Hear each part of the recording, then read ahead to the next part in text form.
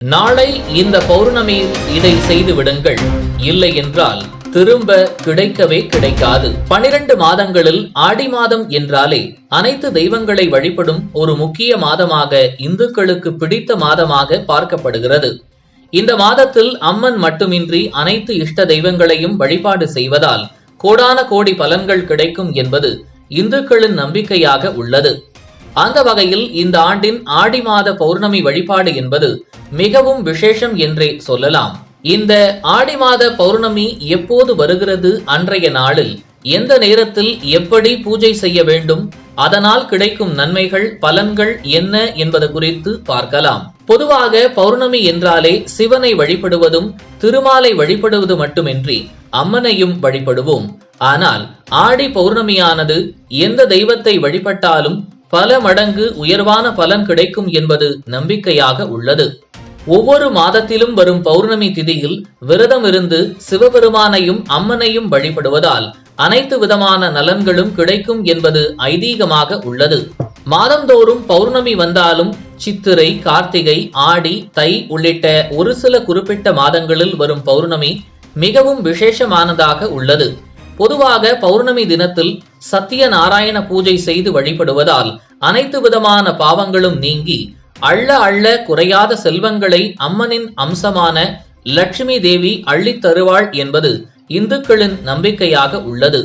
இந்நிலையில் இந்த ஆண்டு ஆடி மாதத்தில் வரும் பௌர்ணமியானது உத்திராட நட்சத்திரத்தோடு சேர்ந்து வருவதால் இன்னும் மேலான சிறப்பான யோகத்தை தருவாள் அம்பாள் என்பது கூடுதல் சிறப்பாக பார்க்கப்படுகிறது. அந்த வகையில் இந்த ஆண்டு ஆடி பௌர்ணமியானது வரும் 21ஆம் தேதி ஞாயிற்றுக்கிழமை வருகின்றது. வரும் 20ஆம் தேதி மாலை 6 மணிக்கு துவங்கி வரும் 21ஆம் தேதி மாலை 4:51 வரை பௌர்ணமி திதி உள்ளது. 20ஆம் தேதி மாலையே பௌர்ணமி திதி துவங்கினாலும் சூரிய உதய நேரத்தில் என்ன திதி உள்ளதோ அதுவே அன்றைய நாளுக்கான திதி என்பதால் வரும் 21ஆம் தேதியே ஆடி பௌர்ணமியாக கணக்கில் எடுத்துக் கொள்ளப்படுகிறது. ஆடி மாத பௌர்ணமி தினத்தன்று அதிகாலையிலேயே எழுந்து குளித்து முடித்துவிட்டு வீட்டின் பூஜை அறையில் அனைத்து தெய்வங்களுக்கு முன் குறிப்பாக அம்பாள் படத்திற்கு விளக்கேற்றி நெய்வேத்தியம் வைத்து வழிபாடு செய்ய வேண்டும். மேலும் அன்றைய தினம் காலை நேரத்தில் அருகிலுள்ள எந்த கோவிலாக இருந்தாலும் சரி, குறிப்பாக அம்மன் கோவில் சாலச் சிறந்தது.